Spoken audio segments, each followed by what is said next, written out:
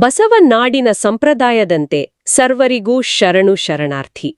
ನಮ್ಮ ಈ ಆಳವಾದ ವಿಶ್ಲೇಷಣೆಯ ಪಯಣಕ್ಕೆ ಸ್ವಾಗತ. ಆ ಚರ್ಚೆ ಶುರು ಮಾಡೋ ಮುನ್ನ ಒಂದು ಸಣ್ಣ ವಿನಂತಿ. ದಯವಿಟ್ಟು ನಮ್ಮ ಬಯಲನೆ ಬಿತ್ತಿ ಯೂಟ್ಯೂಬ್ ಚಾನಲ್ ಅನ್ನು ಸಬ್ಸ್ಕ್ರೈಬ್ ಮಾಡಿ. ಇಂದಿನ ಸಂಚಿಕೆಯಲ್ಲಿ ನಾವು ವಿಶ್ವಗುರು ಬಸವಣ್ಣನವರ ಒಂದು ಅದ್ಭುತ ವಚನದ ಬಗ್ಗೆ ಮಾತಾಡ್ತಿದ್ದೀವಿ ಅಲ್ವಾ? ಖಂಡಿತ. ಆ ವಚನ ಮೇಲ್ನೋಟಕ್ಕೆ ಬಹಳ ಸರಳ ಅನಿಸಿದ್ರೂ ಅದರ ಒಳಾರ್ಥ ತುಂಬಾನೇ ಆಳವಾಗಿದೆ. ಹೌದು. ಆ ವಚನ ನನಗಂತೂ ಬಹಳ ಇಷ್ಟ. ಅದು ಹೀಗಿದೆ: ಕಂಡು ಕೆಳಸೇನೆನ್ನ ಮನದಲ್ಲಿ, ನೋಡಿ ಸೋಲೇನೆನ್ನ ಕಂಗಳಲ್ಲಿ, ಆಡಿ ಹುಸಿಯೆನ್ನ ಜಿಹ್ವೆಯಲ್ಲಿ, ಕೂಡಲ ಸಂಗಮ ದೇವ ನಿಮ್ಮ ಶರಣನ ಪರಿ ಇಂತುಟಯ್ಯ. ವಾ, ಕೇಳೋಕೆಷ್ಟು ಸರಳವಾಗಿಲ್ಲ ಅಲ್ವಾ? ಆದ್ರೆ ಇದ್ರ ಹಿಂದಿರೋ ಆ ಮನಃಶಾಸ್ತ್ರ ಇದೆಯಲ್ಲ, ಅದು ತುಂಬಾನೇ ಪ್ರಾಕ್ಟಿಕಲ್. ಮೊದಲ 2 ಸಾಲುಗಳನ್ನೇ ನಾವು ಗಮನಿಸಿದ್ರೆ ಆ ಕಣ್ಣಿಗೂ ಮತ್ತೆ ಮನಸ್ಸಿಗೂ ಇರೋ ನೇರ ಸಂಪರ್ಕದ ಬಗ್ಗೆ ಬಸವಣ್ಣನವರು ಹೇಳ್ತಾ ಇದ್ದಾರೆ. ನಾವೇನನ್ಕೊಳ್ತೀವಿ ಅಂದ್ರೆ ನಮ್ಮ ಮನಸ್ಸು ಎಲ್ಲವನ್ನೂ ಕಂಟ್ರೋಲ್ ಮಾಡುತ್ತೆ ಅಂತ. ಆದ್ರೆ ನಿಜ ಹೇಳಬೇಕು ಅಂದ್ರೆ ಈ ಕಣ್ಣುಗಳು ನಮ್ಮ ಮನಸ್ಸಿನೇ ಒಂಥರ ಹೈಜಾಕ್ ಮಾಡ್ಬಿಡ್ತವೆ. ಹೈಜಾಕ್ ಮಾಡುತ್ತೆ ಅಂದ್ರೆ ಏನ್ ಗೊತ್ತಾ, ನನಗೆ ಸ್ವಲ್ಪ ಕನ್ಫ್ಯೂಷನ್ ಆಗ್ತಿದೆ. ಈಗ ನಾವು ಹಳ್ಳಿಯಲ್ಲಿ ವಾರದ ಸಂತೆಗೆ ಹೋಗ್ತೀವಿ ಅಂತ ಇಟ್ಕೊಳ್ಳೋಣ. ಸಂತೆ ಅಲ್ಲಿ ನೂರಾರು ಬಣ್ಣದ ವಸ್ತುಗಳಿರುತ್ತೆ. ಆಮೇಲೆ ಸಿಹಿ ತಿಂಡಿಗಳು ಕಣ್ಣಿಗೆ ಬೀಳುತ್ತೆ.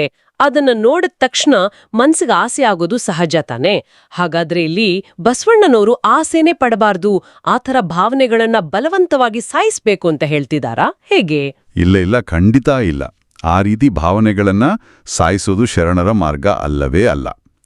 ಆಕರ್ಷಣೆಗಳನ್ನ ನೋಡಿದ್ರೂ ಕೂಡ ಅದರಿಂದ ವಿಚಲಿತರಾಗದೇ ಇರೋ ಅರಿವಿದೆಯಲ್ಲ, ಅದು ಮುಖ್ಯ. ಈಗ ನೀವು ಹೇಳಿದ ಸಂತೆಯ ಉದಾಹರಣೆನ ತಗೊಳ್ಳಿ.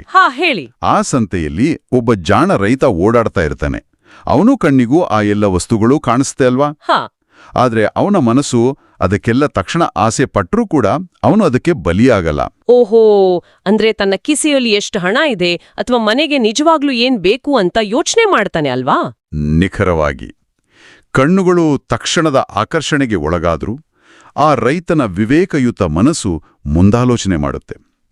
ನೋಡಿದ್ದಕ್ಕೆಲ್ಲ ಸೋಲದೆ ಇರೋದು ಅಂದ್ರೆ ಅದೇ. ಕಣ್ಣುಗಳಿಗಿಂತ ಮನಸ್ಸಿನ ಹಿಡಿತ ನಮಗೆ ಮೇಲಿರಬೇಕು ಅಂತ. ಕರೆಕ್ಟ್. ಹೊರಗಿನ ಆಕರ್ಷಣೆಗಳಿಗಿಂತ ನಮ್ಮ ಒಳಗಿನ ವಿವೇಕ ಗಟ್ಟಿಯಾಗಿಬೇಕು. ಇದು ಕಣ್ಣು ಮತ್ತೆ ಮನಸ್ಸಿನ ನಡುವೆ ನಡೆಯೋ ಒಂದು ಆಂತರಿಕ ಹೋರಾಟ. ಈ ಅದ್ಭುತ ವಿಚಾರವನ್ನ ಮುಂದುವರಿಸೋಣ. ಆದ್ರೆ ಅದಕ್ಕೂ ಮುನ್ನ ವೀಕ್ಷಕರಲ್ಲಿ ನಂದೊಂದು ಸಣ್ಣ ವಿನಂತಿ. ಖಂಡಿತ ಕೇಳಿ. ನಮ್ಮ ಈ ಜ್ಞಾನದ ಪ್ರಯತ್ನಕ್ಕೆ ನಿಮ್ಮ ಬೆಂಬಲ ಖಂಡಿತ ಬೇಕು. ಹಾಗಾಗಿ ದಯವಿಟ್ಟು ನಮ್ಮ ಬಯಲನೆ ಬಿತ್ತಿ ಯೂಟ್ಯೂಬ್ ಚಾನಲ್ ಅನ್ನು ಈಗಲೇ ಸಬ್ಸ್ಕ್ರೈಬ್ ಮಾಡಿ. ಸರಿ, ಈಗ ಒಳಗಿನ ಆಸೆಯ ನಿಯಂತ್ರಣದ ಬಗ್ಗೆ ನಮಗೆ ಗೊತ್ತಾಯ್ತು. ಆದ್ರೆ ಬಸವಣ್ಣನವರು ಇದೇ ವಚನದಲ್ಲಿ ಒಮ್ಮೆಲೆ ನಾಲಿಗೆಯ ಕಡೆಗೆ ಯಾಕೆ ಬರ್ತಾರೆ? ಆಡಿ ಹುಸಿಯನೆನ್ನ ಜಿಹ್ವೆಯಲ್ಲಿ ಅಂತ ಯಾಕೆ ಹೇಳ್ತಾರೆ? ಒಳ್ಳೆ ಪ್ರಶ್ನೆ. ಯಾಕಂದ್ರೆ ನಮ್ಮ ಆಂತರಿಕ ಶುದ್ಧಿಯ ನಿಜವಾದ ಪರೀಕ್ಷೆ ನಡೆಯೋದೇ ನಾವು ಆಡೋ ಮಾತಿನಲ್ಲಿ. ಈಗ ಕಣ್ಣು ಮತ್ತೆ ಮನಸ್ಸು ನಮ್ಮ ಒಳಗಿನ ಪ್ರಪಂಚ ಆದರೆ, ಈ ನಾಲಿಗೆ ಇದೆಯಲ್ಲ, ಅದು ನಾವು ಸಮಾಜದ ಜೊತೆ ಬೆರೆಯೋಕಿರೋ ಒಂದು ಸೇತುವೆ ಇದ್ದಾಗೆ. ಅಂದ್ರೆ ನಾವು ಹೊರಗಡೆ ಹೇಗೆ ವ್ಯವಹರಿಸ್ತೀವಿ ಅನ್ನೋದು. ಹೌದು. ಈಗ ಹಳ್ಳಿಯ ಅರಳಿಕಟ್ಟೆಯಲ್ಲಿ ಪಂಚಾಯಿತಿ ಮಾಡೋ ಹಿರಿಯರನ್ನೇ ಒಮ್ಮೆ ನೆನಪಿಸ್ಕೊಳ್ಳಿ. ಅವರು ತಮ್ಮ ಸ್ವಂತ ಲಾಭಕ್ಕಾಗಿಯೋ ಅಥವಾ ಬೇರೆಯವರು ಒತ್ತಡಕ್ಕೋ ಮಣಿದು ಯಾವತ್ತೂ ಸುಳ್ಳು ಹೇಳಲ್ಲ. ಎಂಚದ್ದೇ ಕಷ್ಟದ ಪರಿಸ್ಥಿತಿ ಬಂದ್ರೂ ಆಡಿಲ ಮಾತಿಗೆ ತಪ್ಪದೇ ಇರೋದೇ ಶರಣರ ನಿಜವಾದ ಗುಣ. ಅಬ್ಬಾ, ಅಂದ್ರೆ ಸುಳ್ಳು ಹೇಳದೇ ಇರೋದು ಬರೀ ನೈತಿಕತೆ ಮಾತ್ರ ಅಲ್ಲ, ಅದು ಆ ಮನಸ್ಸಿನ ನಿಯಂತ್ರಣದ ಇನ್ನೊಂದು ಮುಖ ಅಂತ ನೀವು ಹೇಳ್ತಿದ್ದೀರಾ? 100ಕ್ಕೆ 100 ಸತ್ಯ. ನಮ್ಮ ಮನಸ್ಸು ಚಂಚಲಾದಾಗ ಮಾತ್ರ ಈ ನಾಲಿಗೆ ಸುಳ್ಳು ಹೇಳೋಕೆ ಶುರು ಮಾಡುತ್ತೆ. ಆಸೆಗೆ ಬಿದ್ದವನು ಇಲ್ಲ ತಪ್ಪು ಮಾಡಿದವನು ಅದನ್ನು ಮುಚ್ಚಿಡೋಕೆ ಸುಳ್ಳಿನ ಮೊರೆ ಹೋಗ್ತಾನೆ.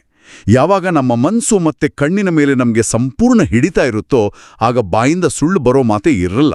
ನಿಜಕ್ಕೂ ಇದೊಂದು ಕಣ್ತೆರೆಸುವಂಥ ವಿಚಾರ. ಕಣ್ಣು, ಮನಸ್ಸು ಮತ್ತೆ ನಾಲಿಗೆ ಈ 3 ಒಂದೇ ಸರಳ ರೇಖೆಯಲ್ಲಿದ್ರೆ ಮಾತ್ರ ಒಬ್ಬ ವ್ಯಕ್ತಿ ಕೂಡಲ ಸಂಗಮ ದೇವನಿಗೆ ಪ್ರಿಯವಾದ ಶರಣಾಗ್ತಾನೆ ಅಲ್ವಾ? ಹೌದು. ಹೊರಗಿನ ಆಡಂಬರ ಪೂಜೆಗಳಿಗಿಂತ ಈ 3 ಅಂಗಗಳ ಮೇಲೆ ಹಿಡಿತ ಸಾಧಿಸಿದ್ರೆ ನಮ್ಮ ಬದುಕು ತಾನಾಗೆ ಹಸನಾಗುತ್ತೆ ಅನ್ನೋದೇ ಈ ವಚನದ ಮೂಲ ಸಂದೇಶ. ತುಂಬಾನೇ ಅದ್ಭುತವಾಗಿ ವಿವರಿಸಿದ್ರಿ. ಈ ಜ್ಞಾನದ ಕಾರ್ಯಕ್ರಮಕ್ಕೆ ನಮಗೆ ನಿರಂತರ ಮಾರ್ಗದರ್ಶನ ನೀಡ್ತಾ ಇರೋ ಕಾಯಕ ಫೌಂಡೇಶನ್ ಹಿರೇಬಾಗೇವಾಡಿ ಸಂಸ್ಥೆಗೆ ನಮ್ಮ ಹೃತ್ಪೂರ್ವಕ ಧನ್ಯವಾದಗಳು. ಹೌದು, ಅವರಿಗೂ ಒಂದು ದೊಡ್ಡ ನಮಸ್ಕಾರ. ಚರ್ಚೆಯನ್ನ ಮುಗಿಸೋ ಮುನ್ನ ವೀಕ್ಷಕರಿಗೆಲ್ಲ ಒಂದು ಆಲೋಚನೆ, ಹಚ್ಚುವ ಪ್ರಶ್ನೆ. ಸಾಮಾನ್ಯವಾಗಿ ಹಳ್ಳಿಯಲ್ಲಿ ಆ ಗಟ್ಟಿಮುಟ್ಟಾದ ಹೋರಿಗಳನ್ನ ಕಂಟ್ರೋಲ್ ಮಾಡೋಕೆ ಮೂಗುದಾರ ಹಾಕ್ತಾರೆ ಅಲ್ವಾ? ಹಾಕೇ ಹಾಕ್ತಾರೆ. ಇಲ್ಲಾಂದ್ರೆ ಅದು ಕಂಡ ಕಡೆ ಓಡುತ್ತೆ. ಅದೇ ರೀತಿ ನಮ್ಮ ಮನಸ್ಸು ಕೂಡ ಮೂಗುದಾರ ಇಲ್ಲದ ಹೋರಿಯಂತೆ. ಇಂದು ನಮ್ಮ ಕೈಯಲ್ಲಿರೋ ಮೊಬೈಲಿಂದ ಹಿಡಿದು ನಾವು ಓಡಾಡೋ ರಸ್ತೆಯವರೆಗೂ ಬರೀ ಕಣ್ಣು ಮತ್ತೆ ಮನಸ್ಸನ್ನ ಸೆಳೆಯೋ ಆಕರ್ಷಣೆಗಳೇ ತುಂಬಿವೆ. ನಾವೆಷ್ಟು ಬಾರಿ ನಮ್ಮ ಮನಸ್ಸಿನ ಹೋರಿಗೆ ಮೂಗುದಾರ ಹಾಕಿ ವಿವೇಕದಿಂದ ಈ ಆಕರ್ಷಣೆಗಳನ್ನ ಗೆದ್ದಿದ್ದೀವಿ. ಮುಂದಿನ ಬಾರಿ ನಿಮ್ಮ ಕಣ್ಣುಗಳು ಏನನ್ನಾದ್ರೂ ನೋಡಿ ಸೋಲೋ ಮುನ್ನ ಈ ಬಗ್ಗೆ ಒಮ್ಮೆ ಆತ್ಮಾವಲೋಕನ ಮಾಡ್ಕೊಳ್ಳಿ ಅಂತ ಹೇಳ್ತಾ ಇಂದಿನ ಸಂಚಿಕೆಯನ್ನ ಮುಗಿಸ್ತಾ ಇದ್ದೀವಿ.